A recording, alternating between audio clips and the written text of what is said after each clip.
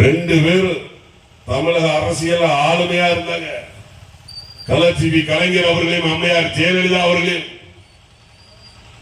எதிர்த்து துணிஞ்சு ஒரு அரசியல் கட்சியை தொடங்கி இன்றைக்கு 19 வருஷம் முடிஞ்சு 20வது வருஷம் நடந்துட்டு இருக்குன்னா அது கேப்டன் ஒருத்தரால் மட்டும்தான் முடியும். உங்களை மாதிரி அடுத்த கட்சிக்காரங்கிட்ட அடுத்த தலைவர் இருந்து புடுங்கல.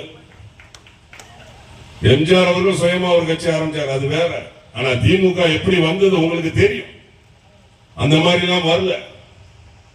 இன்றைக்கு கேப்டன் அவர்களும் அம்மையார் அவர்களும் உயிரோடு இருந்திருந்தா முத்துவேல் கருணாநிதி ஸ்டாலின் அவர்களே உங்களுக்கு